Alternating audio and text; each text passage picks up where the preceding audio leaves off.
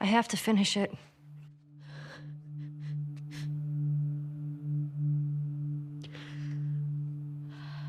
I'm not gonna do this again.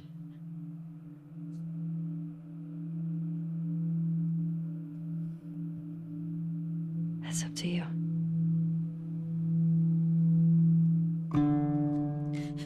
Obsession for perfection is an addiction. For better or worse, this appropriately describes the famed game studio Naughty Dog. For a long time, the studio has been renowned for their cinematic and narrative prowess. But recent times forced the studio to arrive at a crossroads, stick to their expertise with single-player experiences, or shift towards putting all their resources to cultivating and iterating upon an online live service game. You'd think that the makers of Uncharted and The Last of Us would never even bother considering the second option because what do they have anything to do with multiplayer games? This may come as a surprise to some, but Naughty Dog have made multiplayer modes for those games, so they do have some experience in that regard. But the question still remains. How did they almost do a complete 180 from what they're most known for? What the hell happened to The Last of Us Online that led to its cancellation? Even if it did come out, what could it have looked like? And looking back, did they make the right call? The Last of Us deals with characters struggling with different forms of addiction. And in a twisted case of life imitating art, Naughty Dog became a moth that almost got burned from the flame it was trying so hard to chase.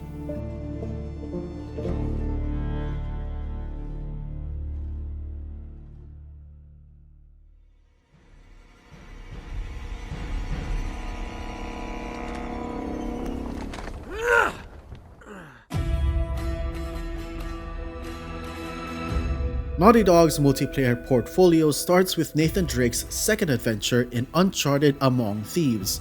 It had the same third-person action gameplay as seen in the single-player campaign, and it is an impressive translation. Maps were designed with a level of verticality that encouraged players to jump, climb, and dodge roll high and low.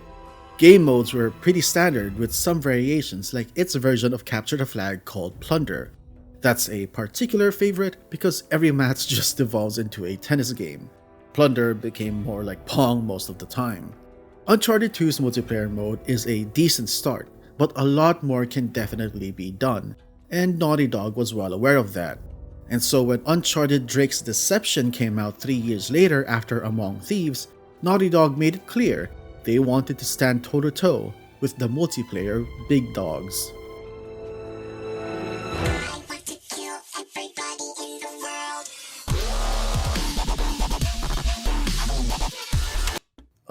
That will never not be a teensy bit cringeworthy, but okay, alright. Anyways, Uncharted Drake's Deception made numerous additions to Naughty Dog's multiplayer formula that aimed for a more cinematic, competitive, and customizable experience. Everything was expanded upon, like player abilities, loadouts, and visual customization options. Map designs had new hazards and intro sequences. There was a big focus on keeping players engaged with constantly new interactions in any given moment. Naughty Dog's second take at online multiplayer with Uncharted 3 added so much, but didn't really form a cohesive experience. The faster and more frantic gameplay gave way to a more competitive experience, but didn't really attract an audience of one. Uncharted 2 was a good foundation, while Uncharted 3's multiplayer added a bit too much fluff. And so for the next and final Uncharted game, they really had to establish a focus and identity befitting the Uncharted name.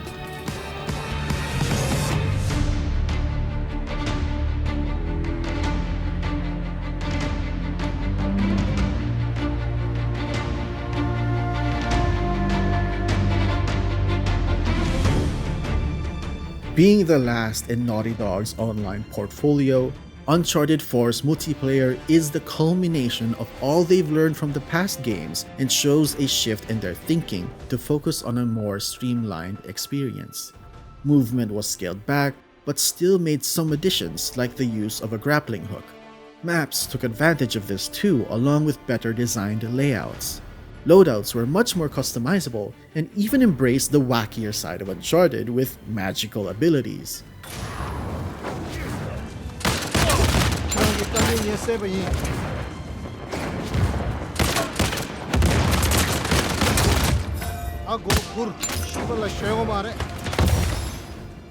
Uncharted 4's multiplayer had a more well-rounded experience that embraced the fantasy of Uncharted. But it still didn't receive equal reception from Naughty Dog's real bread and butter, which is their single-player campaign. While they were able to carve out a unique enough experience, the multiplayer mode was surrounded by typically maligned monetization practices. Player progression was very grindy, and more powerful abilities and upgrades were locked on much higher player levels, or worse, a paywall. It had a loot box system for both its standard and premium currency, and its microtransactions were abundant and quite aggressive. They nailed the basics, found some stuff that worked and some not so much, but now they chased unfavorable gaming trends that focused on monetization and artificial ways to prolong player engagement. As a multiplayer mode, it carved a solid identity, but as an experience, it felt like any other aggressively monetized online side hustle.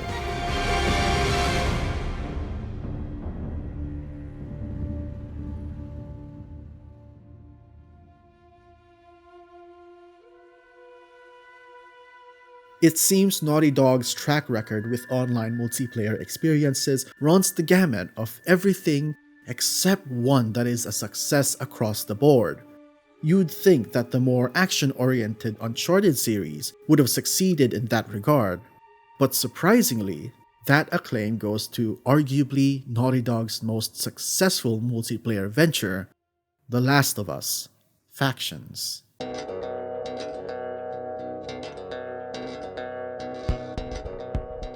Alongside Joel and Ellie's cross-country road trip is the Factions multiplayer mode of The Last of Us.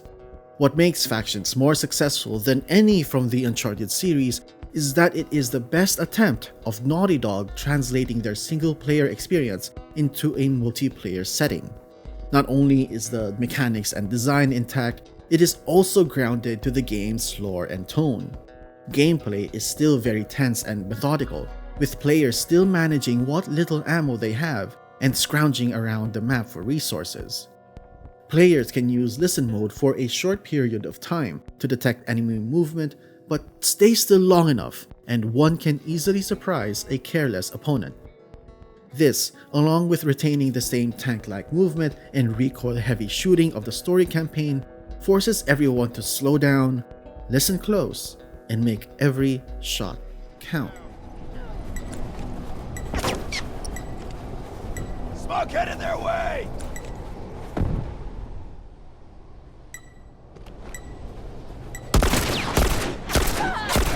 Nice work. They're finished. Let's return to base.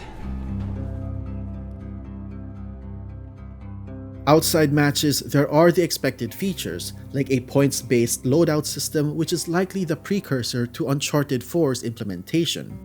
There are only 3 game modes. Supply Raid is your basic team deathmatch, Survivors is your round-based elimination mode, and Interrogation, which is Factions' version of Search and Destroy. While all that is respectable, what is truly unique for its time is how everything is contextualized with the use of a meta-narrative. Players are given the role of leading either a Firefly or Hunter clan and must survive for 12 weeks by completing challenges and earning enough supplies to help maintain their clan. Each match equates to 1 day, and challenges are contextualized with events such as trying to survive a raid, convincing some survivors to join their clan, or planning a rescue mission to save their kidnapped allies. Every match contributes to the meta-narrative, dictating how well a player can take care of their clan. This commitment to the ongoing story even applies within matches, like in the case of Supply Raid, wherein there is only a limited amount of respawns. This makes teamwork a big necessity. Adding to that is every match having players spawn in with different character models every time. Only gear such as masks and headwear are consistent between player models. This implies that they're not the same person from the previous match, but a whole new person that is part of the same clan. Even something superficial like random updates to specific members of the clan in the form of these text pop-ups emphasizes to the player that their actions affect the ongoing lives of their clan members. So imagine like Twitter, but all you hear is either mundane happenings like Leo De Silver is starting a fire for dinner, or Ethan Davis has died again.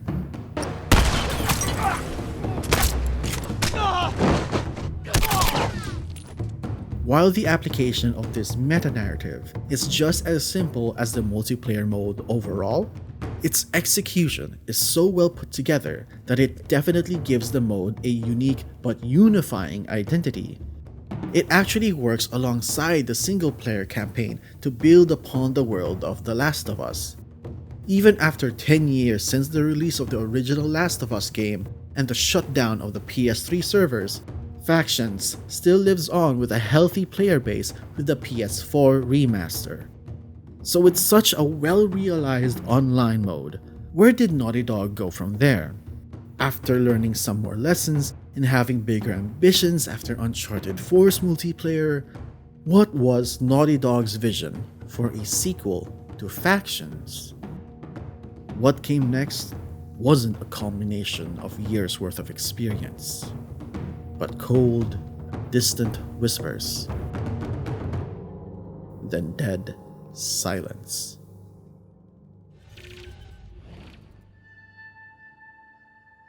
Naughty Dog has always been tight-lipped about The Last of Us Part 2 during its development, even more so in regards to the possibility of an online component. Although the game was first announced in 2016, it took another 2 years for them to even confirm plans for an online mode. No other details would be shared until 2019 that the base game would not include a multiplayer mode. Naughty Dog said that they will continue developing a sequel to Factions, just not as part of The Last of Us Part 2. Nothing much else was said other than the vague promise to share more when it's ready. Again, complete silence. And that silence held for more than 2 years. At Summer Games Fest 2022, Neil Druckmann reiterated that what they're making is an entirely standalone multiplayer experience and even shared a piece of concept art of it. Nothing else was said for the rest of 2022. At the start of 2023, Naughty Dog published a blog post that included another piece of concept art and stated that more information about the game will be shared within the year. In hindsight, they weren't wrong, but the information that did come out was likely not what they intended. Sometime later, numerous reports suggested that development of the game was scaled back. Internal reviews of the games were not good. The project was undergoing re-evaluation.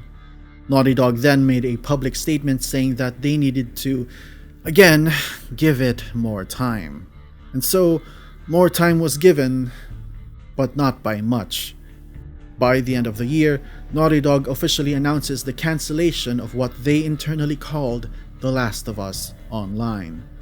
They explained that as the game's production ramped up, they saw that the looming cost of supporting an online multiplayer game was too high.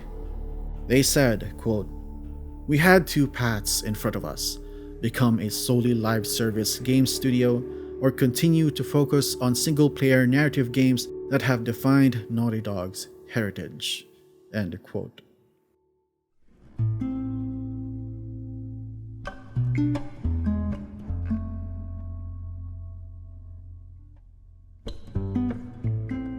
Not a single second of gameplay shown. No concrete details about the game. 6 years of waiting. The unceremonious death of The Last of Us Online raised many questions, and it seems no one outside of Naughty Dog will truly get to see the full picture as to what really happened. But looking back at the entirety of Naughty Dog's online multiplayer history, it is almost a foregone conclusion that upping the ante every single time led to this all or nothing moment for Naughty Dog.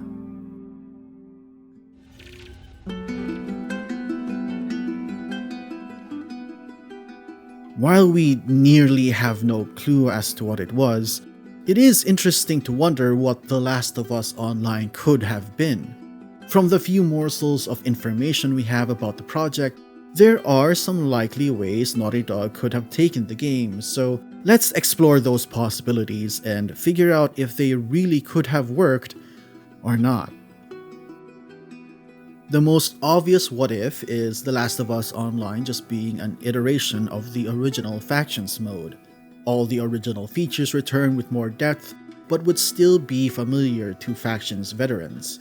We can even use the No Return mode from The Last of Us Part 2 Remastered as a reference for this. Maps would feature larger arenas based on locales in The Last of Us Part 2. Imagine map designs similar to houses, Jackson, forest, or resort. These maps can provide a large space for movement, verticality, and different styles of play.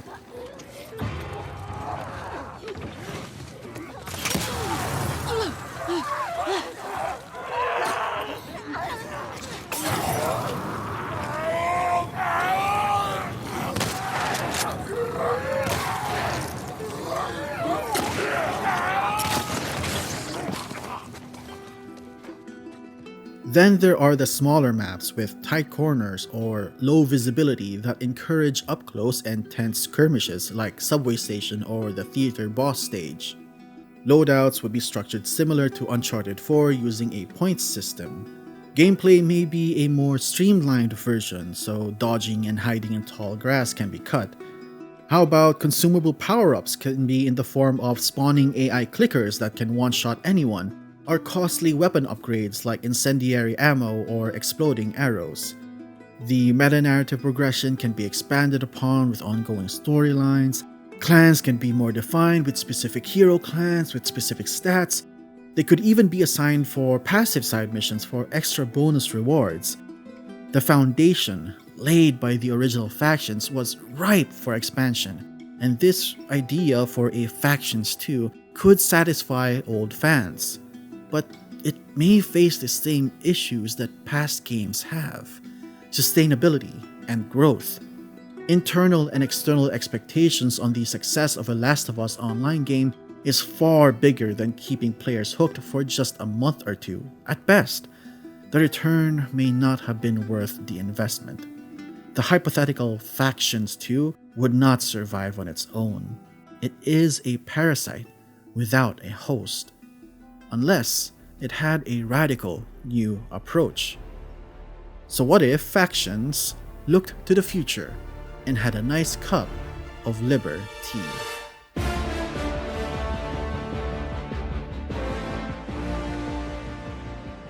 Helldivers 2 and The Last of Us have a lot more in common than you might think. There's ammo and resource management, the choice and consequence of engaging enemies, and weighty but satisfying third-person controls. They line up pretty well in those regards, but one thing that Helldivers 2 has over Factions is its community-driven story. While the meta-narrative progression of Factions is vague and seldom contextualized, Helldivers 2 and its galactic war mechanic treats every mission of every player, may it be a success or failure, as canon that contributes to the ongoing story of the game. If this version of The Last of Us Online applied a similar feature, one way to do it is having players choose between warring factions, and every win or loss a player would have will contribute to the overall performance of their chosen faction. The Last of Us Online could have also taken a page from Helldivers 2's map design by dropping players in very large and open areas that would have them search all over for resources, face against AI-controlled enemy infected, and possibly even a group or two of players from opposing groups. A Factions sequel like this would actually be a great step up from the original. But again, the matter of sustainability rears its ugly head. A game to the scale of Helldivers 2, plus the level of polish that is expected of a Naughty Dog game, would have been the very situation the studio warned that would force them to focus only on that game, with little to no resources left for anything else. As much as Helldivers 2 was such a runaway success, its developer Arrowhead Game Studios has constantly tried to keep its head above water since launch with its constant updates and balance patches, but even then, they've received mixed results. Just imagine the ungodly amount of work needed just to sustain something like a Helldivers-like version of Factions. In this hypothetical, neither Factions nor Naughty Dog would never be the same.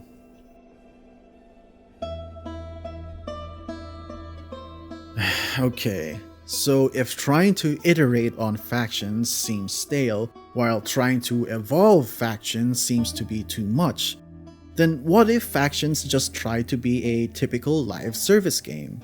What if it just had the typical free-to-play model with seasonal battle passes offering cosmetics and other vanity items? What if it still retained an ongoing story and followed a main cast of characters alongside the player-controlled character? What if there was a comprehensive gear leveling and loot system? Stuff to really entice players to not only play for a long time, but as often as possible. Then they're just back to where they were with Uncharted 4, trapping a solid experience inside an aggressive monetization model. In other words, Naughty Dog's The Last of Us Online could have been what Suicide Squad Kill the Justice League was to Rocksteady. A hollow shell of its most prized IP that forced a single-player focused studio to fit an online multiplayer studio mold. Naughty Dog has long been known for groundbreaking experiences that push the medium forward. If things have gone a bit different, they would have been stuck knee-deep in well-worn and tired ground.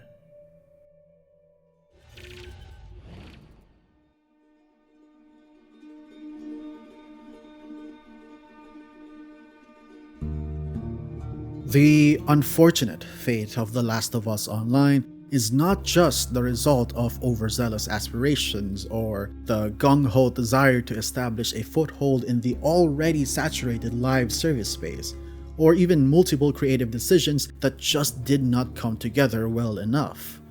It is also the consequence of the seemingly long-standing inner conflict of Naughty Dog in trying to find a clear vision on what a Naughty Dog online multiplayer experience really means. To be clear, a successful standalone online game made by Naughty Dog is not outside the realm of possibility.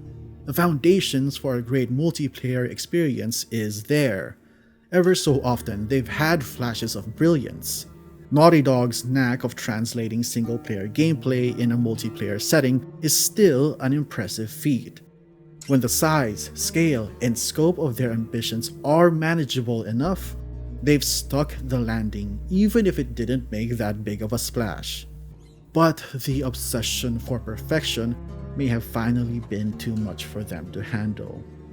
All things considered, Naughty Dog made the right call. If it really meant that they'd have to sacrifice the studio's identity itself altogether, then an intervention was surely needed. Whatever Naughty Dog's next projects are, we are still excited to see what they're cooking up. If any of them are multiplayer focused, we do hope they eventually find that elusive spark for an experience to shine brightly on its own. Maybe that's what Naughty Dog needs to finally keep them in check.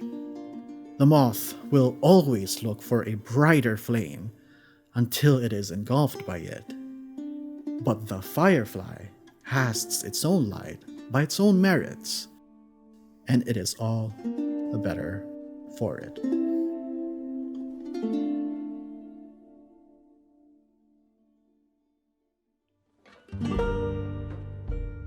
And that is it for this video.